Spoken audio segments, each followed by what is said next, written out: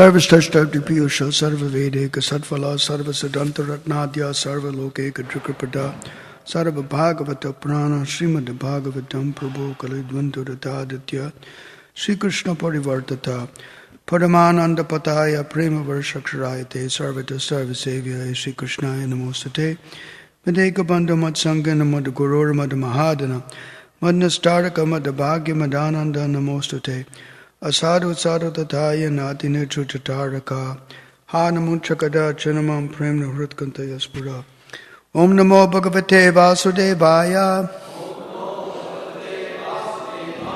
Om namo bhagavate vasudevaya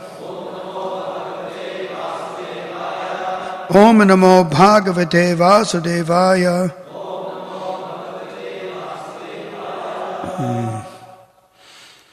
May 26th of 2013 in New Sevakunj Temple. This is Sunday. Reading from Srimad Bhagavatam, Canto 7, chapter 9, verse number 2. Prahlad pacifies the Lord with prayers. Sakshat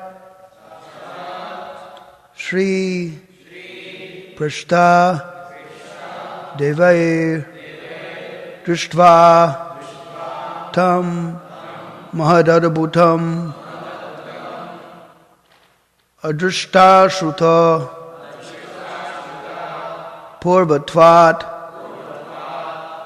Sa Nopayaya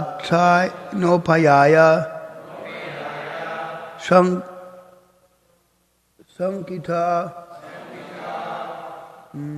Sakshat Shri Prashtad Devair Drishtva Tam Mahadadabhutam Adrishta Shruta Purvat Sa Nopayaya Sankita.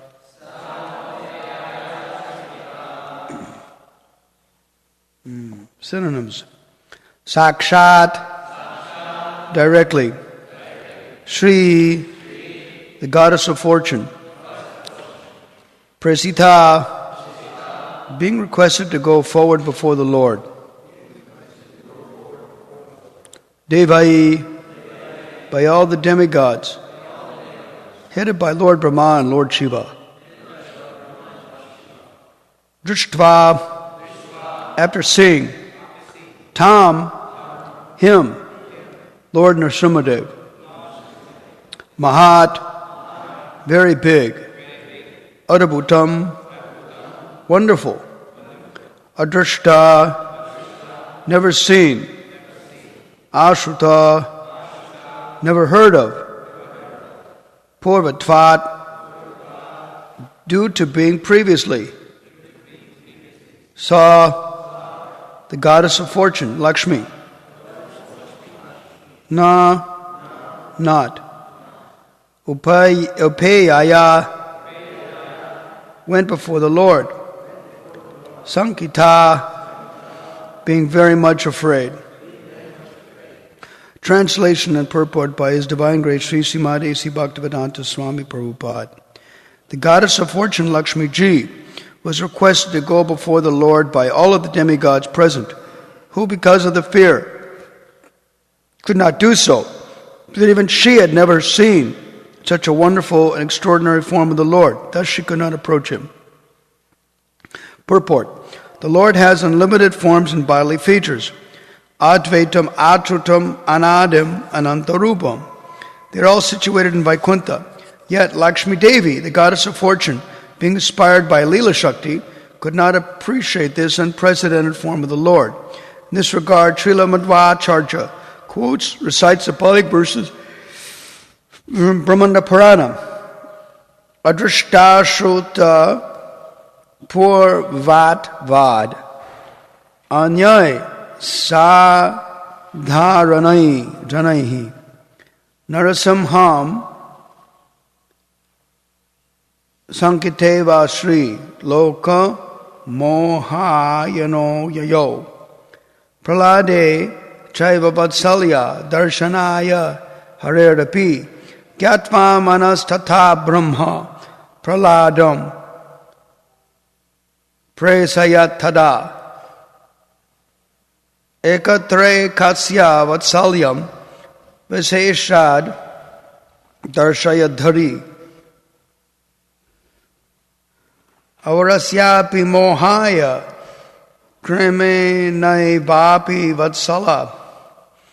In other words, for the common man, the form of the Lord as Narasimhadev is certainly unseen and wonderful.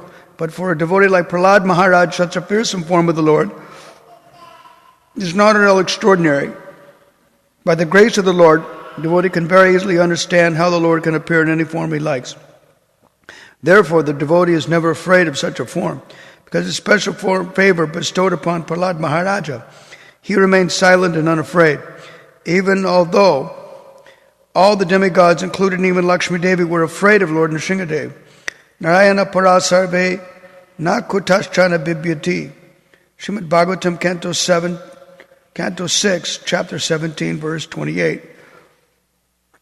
Not only is a pure devotee of Narayana like Prahlad Maharaj unafraid of any dangerous condition of material life, but also if the Lord appears to mitigate the fear of a devotee, the devotee maintains his status of fearlessness in all circumstances. End of the purport. Vrindavane Ramana Reti Prasiddha Bhumo Tatrapi Krishna Balarama Supada Mule Jnanam Param Paramai Krishna Sudharma Chuktam Dandasta Deva Prabhupada Namo Namaste Sangasara Dukha Jalado Patitasya Kama Krodhari Nakrama Karai Kavali Kritasya Durvashana Nigaditasya Narasrayasya Chaitanya Chandrama Madehi Padavalambam.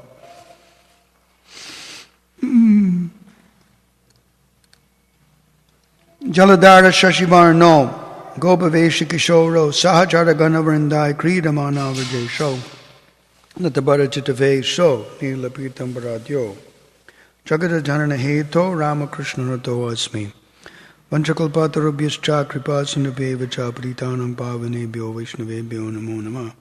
Hare Krishna, Krishna Krishna, Hare Hare.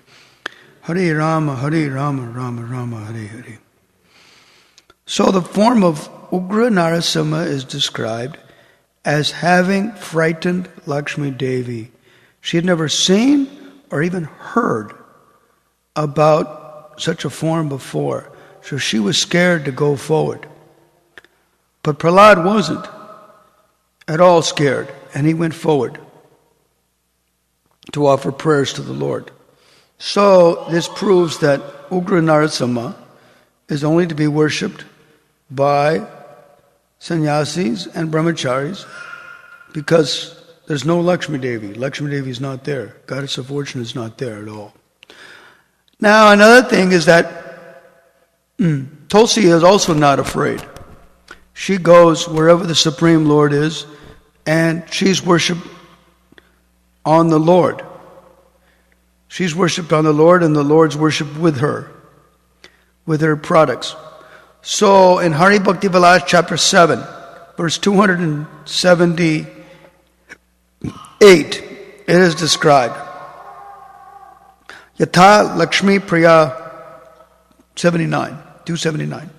Yatha Lakshmi Priya Vishnos Tulasi Cha Tato. As Lakshmi Devi is dear to Lord Vishnu, Tulsi Devi is even more dear. In Srimad Bhagavatam, Canto 3, Chapter 16, verse number 21, Prabhupada in the purport describes a little bit more about it.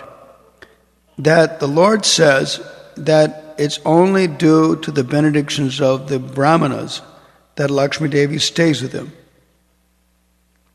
So the Supreme Lord wants to encourage everybody to take shelter of Vaishnavas and Brahmanas. So that's there. But actually, Prabhupada says, Lakshmi Devi, if she's staying at all, she's attracted to the opulence of the Lord. It's known as Achala, very chaste and faithful to the Lord, who doesn't go. She stays at the Lord's feet, and she's present. And when Tulsi Devi did austerities in Badarik Ashram, she prayed to the Lord that she may always remain with him. And the Lord gave him his benediction, that she would do so. She goes, Chala also, to her devotees, but she is transcendentally situated. It's described that she is not only better than the goddess of fortune, but she's also described as an expansion of the goddess of fortune. Another description about her. And basically, although she's referred to as Sri Sakhi, the friend of Sri. Now, it means that Tulsi Devi is very amiable and gets along with her co-wives quite well. There is a debate that was mentioned in Brahma Vaivarta Purana between all the co-wives who was the most dear. And Ganga, Saraswati, and Lakshmi, they all ganged up and they insulted Tulsi. So Tulsi became despondent and she went away. Later on, Lord Hari had to search her out, and she appeared out of the tree and offered him obeisances. Then the Lord embraced Tulsi, the crying Tulsi, consoled her, and brought her back to the other co-wives and reconciled their differences. So then all the goddesses of fortune kept Tulsi next to their side, and Tulsi was happy again. It shows that even in spiritual relationships, pain is there. In interpersonal relationships, pain is always there. However, by Tulsi's grace and the grace of the Supreme Lord, any relationship is reconciled by the grace of the Lord.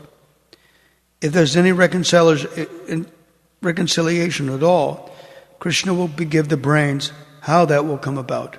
He will also manage it. He will also fulfill it. He will also provide it like that. So, it's there.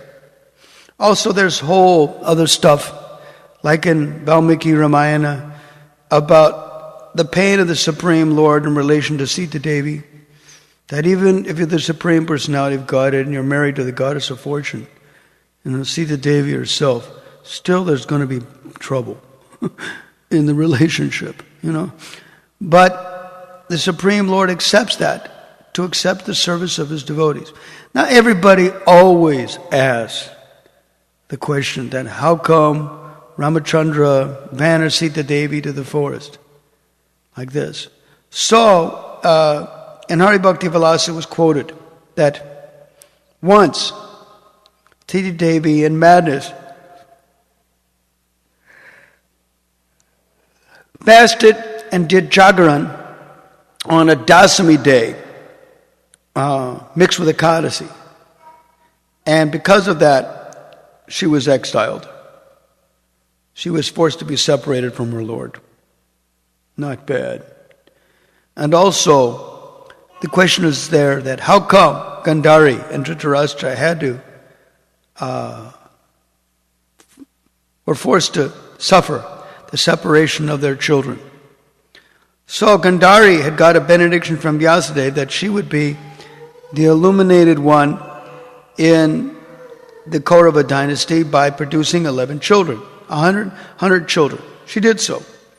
But because she, once in madness, followed Ekadasi mixed with Dasami, therefore, all the children were killed. And it was mentioned that. And also, it was told to Dhritarashtra that was the same reason why you lost all your sons. You did Ekadasi mixed with Dasami. There's still some sampradayas that do follow Ekadasi mixed with Dasami. And that's like the Nimbarka sampradaya, like that.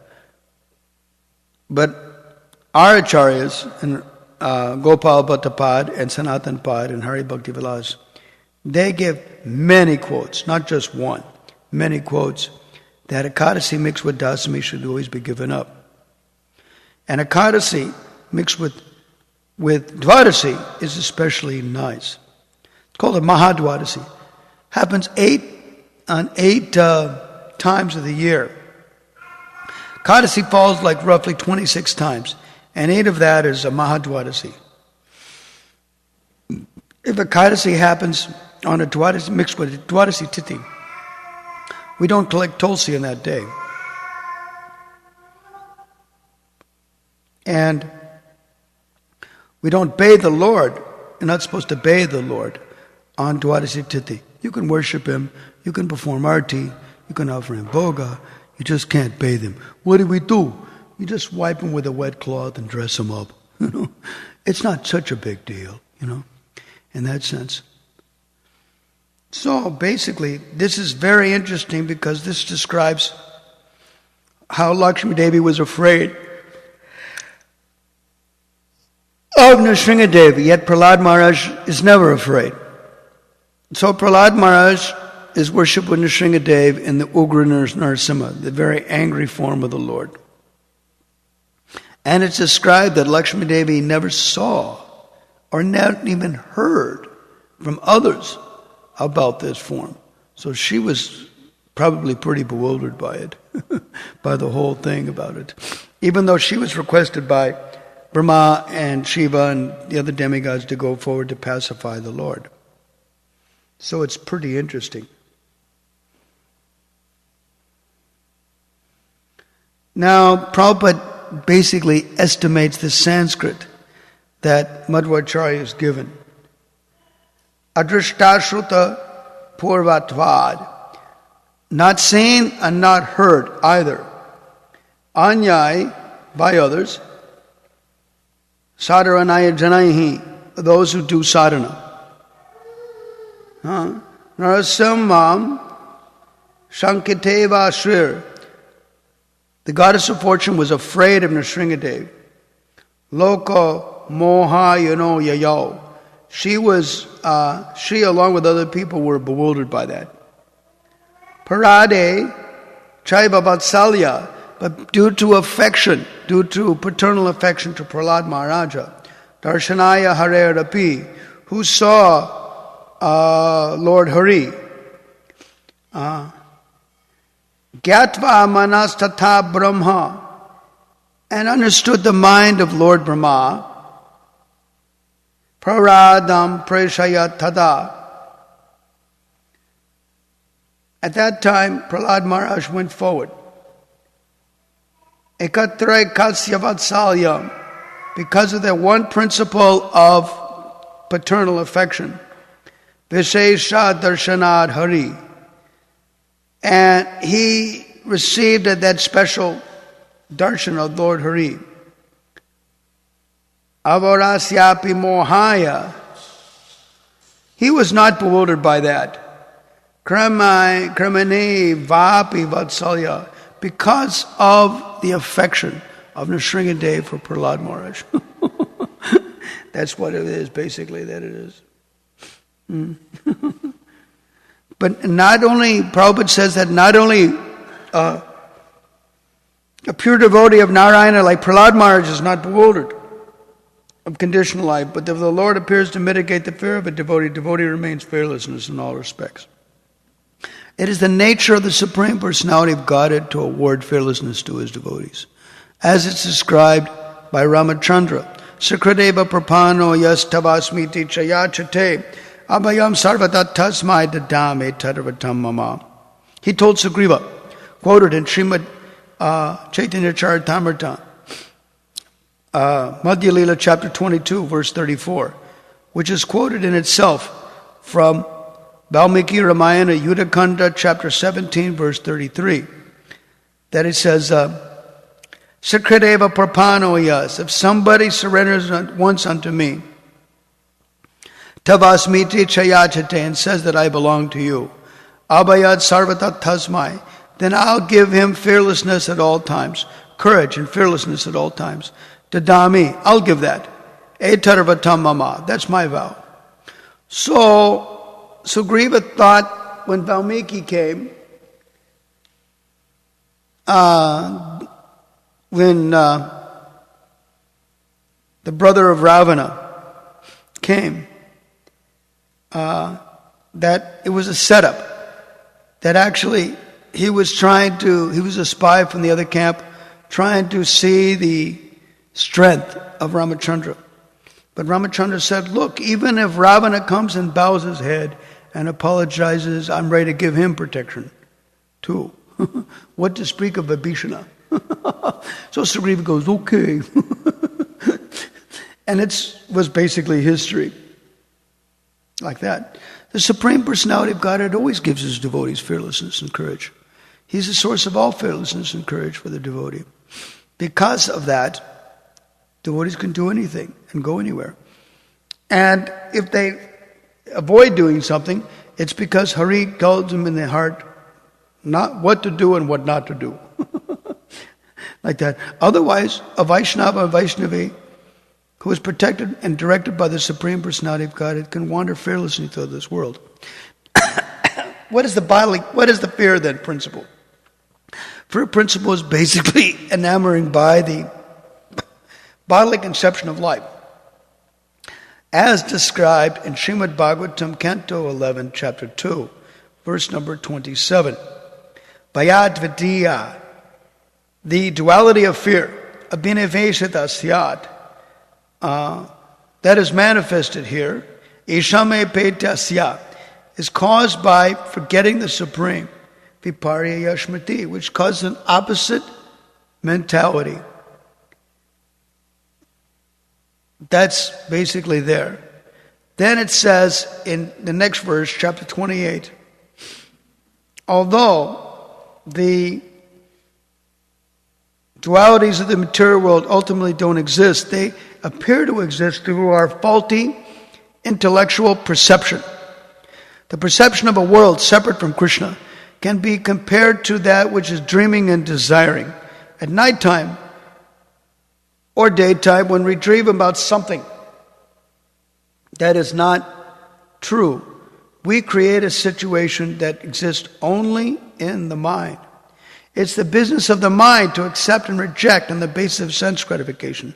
But an intelligent person stops the tendency to see a world separate from Krishna. At that time becomes fearless. Abhayamatata syat. So basically, Prahlad Maharaj was always saying everything in relation to Lord Hari. And it says also in Gita, chapter 6, verse 30, that Yomam pashyati sarvatra sarvam chamai pashyati. One who sees me everywhere and sees everything within me is not lost to me, nor am I ever lost to him. So that's there. So because Prahlad Maharaj was seeing Lord Nrsingadev everywhere he went, and within everything, therefore he was not at all afraid. Like Lakshmi Ji was afraid, because she never saw nor heard from anybody else about this wonderful form of the Lord. She saw it for the first time, so she was shocked. So she wouldn't go forward to the Lord, even though Brahma and Lord Shiva were requesting her to pacify the Lord, to say something. Basically, these great souls, Lord Brahma and Lord Shiva, were basically pulling straws.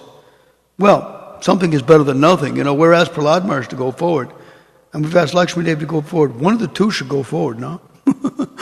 If one doesn't go forward, the other one should, So basically it's called hedging your bets, Like that. They're basically asking both of them, why don't you do it, Because they were too afraid. The demigods were too afraid to go forward. So they thought, who's dear to the Supreme Lord? Well, Lakshmi Ji is dear to the Supreme Lord. It's his spouse. And Prahlad is dear to Lord Nrsingadev. So you guys go.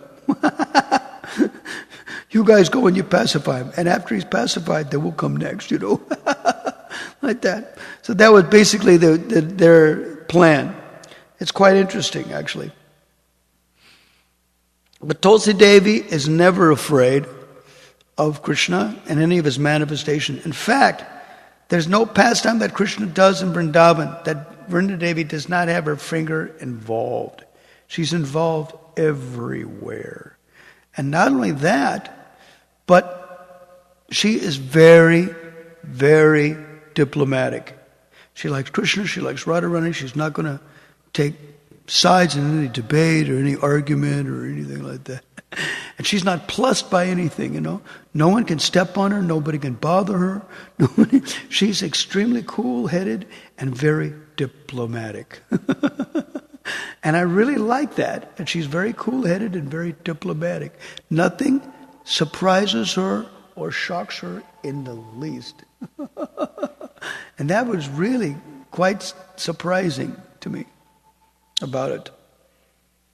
She's a proper diplomat. Nothing surprises her in the least. She's not plussed by nothing. She doesn't take sides in anything. She's very diplomatic. She's very smart. She's very intelligent. She's very cool. She does everything.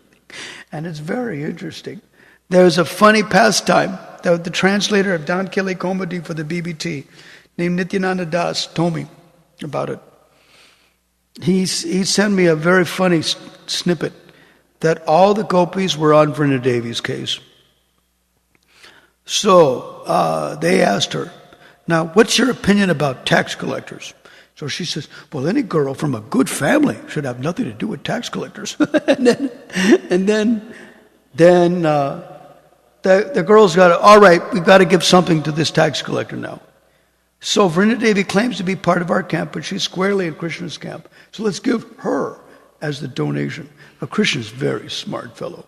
He's not going to be, he's seeing through everything, So he said, Lord Vishnu has already enjoyed her in Brahmavarta Purana. Give another girl. So then Sriji Radharani says, if a girl is beautiful and qualified and cannot be attained by a man, you must be a celibate horse. The horse is celibate if they stay away from the mares. It was very funny. It was a very funny pastime, actually, like this. Vrinda Devi likes Krishna. She likes Radharani. She's not going to take sides in any conflict.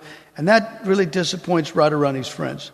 That Vrinda Devi refuses to take a stance. Refuses to take a stance and refuses to take sides in any conflict. Pretty interesting stuff, like that. It's very interesting pastime. There was another pastime when Sriji Radharani got heavily in man, jealous anger, because Krishna was obviously cavorting with Chandravali. And so Radharani didn't like that. So Radharani told her friends, no black dresses, no black tresses, no black picture frames, nothing black. All you girls got to dye your hair yellow, that's it. And so Krishna goes, Vrinda, this is really serious. And she says, Krishna, you should do as I say. What do you suggest? Then what she did, she says, you have to disguise yourself. So you take off your yellow dhoti, here you become a Baba. So Vrinda Devi gave a tiger skin cloth to Krishna and some saffron cloth for his chest. So Krishna took an hectare and he went to Yavat and was chanting this hectare, chanting Radharani's name. So Lalita Saki, Radharani's assistant, said, there's a Baba outside. And Radharani goes, Babas, give Babas what they want. No, they want some chapatis. He's not hungry. He wants to see you. What's he want to see me about? He says, you're angry with somebody. It's not good for your health. You should give up your anger. I'm not going to do that, Radharani said. The Lalita says, but if you don't give the Baba what he's asking for, then pap lagega. You'll get sinful reaction. Oh, really? So Radharani agreed to be cool about it. Then he says, he's a great Jyotish. He sees the future. Lalita Devi says, well, if you want to, you can see my Saki's hand. And then he said, nah, he doesn't see hands. He sees foreheads. But nobody has seen the forehead of my Saki. He goes, no, he's a great brahmachari. Don't worry about it. So they lifted her veil, and Radha and Krishna had eye-to-eye contact. And Radharani understood exactly who this fellow is. And Krishna understood, this is Radha for sure. And Krishna went away and threw off his saffron cloth, put on his yellow dhoti and his peacock feather and his flute and went back to Radharani. And Radharani couldn't be angry anymore. Very interesting pastime. And Vrinda Devi did the whole thing. Pretty good. Pretty smart. Interesting like this. There's an interesting pastime. There's two places. Dan Keli Komadi mentions it. And Radha Krishna Ujjvala Kusuma Keli Leela by Srila Raghunath Das Goswami also mentioned it. It says, see, that's the standard Dan Keli Leela. Krishna's blasting the gopis for breaking the flowers. And the gopis said, look, how does this Vrindavan belong to you? It belongs to Vrinda Devi. Vrinda Devi gave it to us. So Krishna smiles and says, Vrinda Devi, who is more beautiful than many millions of goddess of fortune, is my chaste wife. If you don't believe it, you can ask her. Dharma Shastras say, whatever belongs to the wife belongs to the husband. When you say Vrinda, meaning multitude, it means us too. So then Radharani goes, Vrinda, is this true? Are you married to this fellow? If you were married to this fellow, you would blush red and run away from him. Meaning, Jhut, Krishna's lying, Which Radharani is trying to say. Krishna's lying. And Vrinda Devi was not at all plussed. She goes, oh, Radha, why you talk like that? The whole beauty of Vrindavan forest is nothing but the beauty of the expansion of your limbs. And she glorifies Radharani in 10 shlokas from Govinda Lilamrita chapter 9. And Radharani becomes full of ecstasy and completely forgets her anger. And when I read that, I thought, Vrinda Devi's a diplomat. Proper diplomat, like this. All the gopis expand from Radharani in that sense. And even Balarama's expansions. Balarama's gopis, they all expand from Radha, ultimately speaking. And Radharani basically is within every relationship with Krishna. She encourages it, every relationship with Krishna. But Vrinda Devi is also, by Radharani's order and grace, is Bhakti Chaitanya Karini, the efficient cause of devotional mood, and Sarvasau Bhagyavardhani. Everyone's good fortune is expanded by her. Basically, she does everything for devotees. And devotees can take shelter of her for anything they need. Like that. Anything they need or want, they can take shelter of her. And if they need pacification, she can give it. Just like a little child. You just hug your mother and forget the world. So basically that's it. If we just approach her and take shelter of her, she'll take care of everything and give all pacification and encouragement. And that's basically what we have to do. We do that, not a problem at all in any of our existences. Not a problem at all. So this shloka is kind of interesting because it describes about Ugra Narasimha, very angry Narasimha, that even Lakshmi Devi had never seen or even heard in the past before. So she was shocked and she was scared and she stayed away from the Lord. But Prahlad wasn't, So it's quite interesting. It's an interesting shloka, really. Shloka 2 is quite interesting. Proves that Ugra Nrsingadev is meant for brahmacharis and sannyasis. And householders should worship the Lakshmi Nrsingadev form of the Lord. Or kya? So let's give a chance for the devotees to ask some questions. We can serve them. Who's got the icebreaker? The first question, the icebreaker. So, in general, devotees, we heard that there is this Pandava Nirjala Ekadashi. If you follow it, if you don't follow some other Ekadashi, but follow Pandava Nirjala Ekadashi strictly. There's so many benedictions, and all the Ekadasis, there's so many benedictions. Like that. I heard that by following Pandava Nirjala Ekadashi, if you don't follow others, that's okay. That is forgiven. Yes and no. The whole reason is because Bhimasen had a very voracious appetite and he couldn't fast. So he asked, if there's one Ekadasi that I can fast, I might be able to do it. And that was the Ekadasi that the sages gave him. Gave him Pandav Nirjala Ekadasi. It's called Pandav Nirjala Ekadasi because of Bhima's austerities. But Prabhupada's Godbrother said, and I agree with him, it's a pretty good point, that nobody should be proud of themselves by doing Nirjal for 24 hours, because previously it was 2 days, and who's doing that? Now Jagaran, staying up all night, that's tough. And that's possible if you've got a good crew. If you got 4 or 5 devotees or whatever, 3 devotees minimum who will do kirtan, then you can do it. Like that. Otherwise, it's really tough to do it. And more than that, it was very funny. People think that they can eat. If you're preaching, then you can eat. Who's preaching? 1% of the population is preaching? Like that. So even for people that are doing austerities, it purifies the great souls. Even the preachers can do Ekadasi Vratam, and it'll purify them and make their preaching more effective for the next 2 weeks.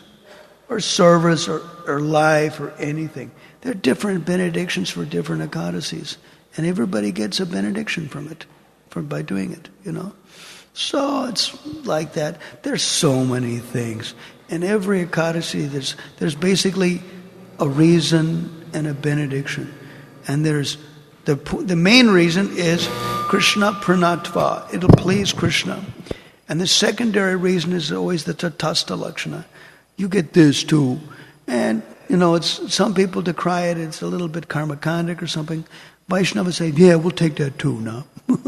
It's a side benefit. We'll take that too. No problem. We want Krishna to be pleased, and yeah, we'll take any other benediction that comes along with it. Sometimes you get stuff that you never even dreamed of just by doing devotional service. You get all these benefits, and you didn't even dream about it.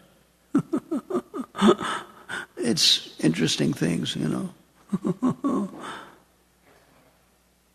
Anything else? Yes, Mother? Over there.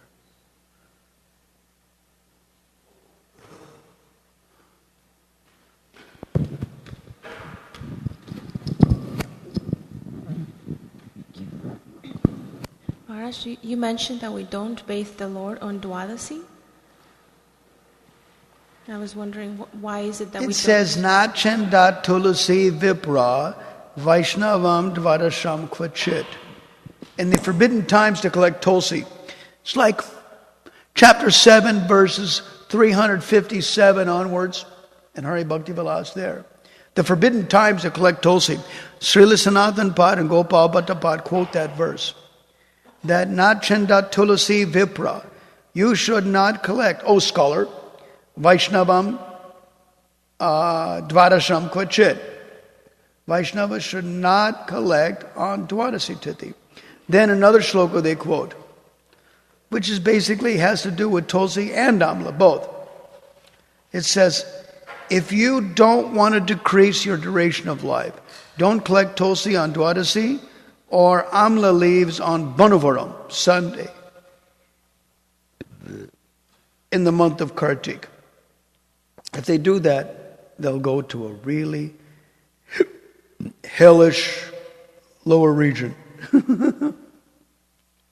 So that's the main thing they quote. Those two shlokas they quote. Now, it's not, you either collect double on Ekadasi day, or stuff that falls off her body, you use it, in her pot, use it. It's stated the Lord can give up a lot of fragrant flowers and hanker for dry tulsi. So dry tulsi is cool.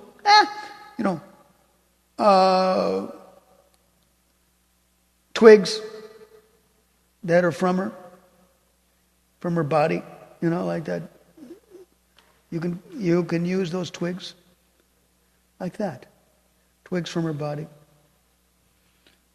Which you've collected some. Yes, Prabhu? So, and Hari Bhakti Vilas chapter 7, verse 262 said, even if you don't have tulsi for any reason, then you can touch a tulsi stick as an offering of tulsi or invoke her name. Quoted from Vayu Purana. And I thought, what interesting. Krishna is within everyone's heart. His spouse is not. She must be, Plus, you don't have to bother her at weird hours. Just like before, petty cash would be dispersed. Outside the door of the petty cash office, treasurer's office, there was a sign. Petty cash will be dispersed from 10 a.m. to 11 a.m. No other time, like that. So, office hours only. Her office hours, not ours, Kind of interesting stuff. Yes? If you could describe just a little bit more, you were saying if one takes shelter of Tulsi, and to me that means, okay, you say a prayer to her. Suppose you're in a difficult situation, you have an obstacle in your spiritual life. Maybe you say a prayer to Mother Tulsi, and then is that it? Is that how you take shelter, and then you just go on as you would have? Like, what does it exactly mean to take shelter of Tulsi? Is it a mood? Is it a prayer? Take shelter means just like a child takes shelter of mother. When they're in distress, when they're in difficulty, when they're in a quandary, a child will take shelter of his mother. So that's what it is. Ashray. It basically means like Ashraya Vigraha, the form of your shelter. Like this. And if you're ready to be a child, she's ready to be your mother, And she comes in the heart like Paramatma and gives dictation and instructions. Completely clear what to do, what not to do, and everything like that. So that's what it means. Basically, like Sananda Kumar said, 50% perspiration, sweat for her, and 50% ashraya. So those who sweat for her can also do gunagana. Gunagana, they can chant the glories of them, of their form, of them. And any deity worship basically is gunagana, chanting the glories, So it mentions in Pundarik Das Tulsi Stoka, Badanjalima Kalau, Kalyanti Sukang Sarvestriyo Vaishyastatapare, that profuse obeisances to you, O Tulsi Devi, in the age of Kali, people offer palms, grateful palms to you. Grateful palms. Give something to her. It's like you go to the deity, they're offering something. They give some juice, they give some milk, they give some fruit, they give some flowers. You don't go to the deities empty-handed. You don't go to sadhus empty-handed. If they change your life, at least Badanjalim, at least Kritanjali. Kritanjali is respectful palms. Badanjalim is grateful palms. You basically chant the glories. At least, that's the minimum. Chant the glories. What glories should you chant? What you're memorizing, How often should you chant it? When you're learning something, you chant it more. And after you've memorized it, at least once a day. It's like that. These are some statual, positive things, some simple things. Or kya? Anything else? All right, Hare Krishna. Jai Shri Shri Gaurnatai Kishore Kishori Jagannath Baladev Subhadra Maya Ki Jai. Hare Bol.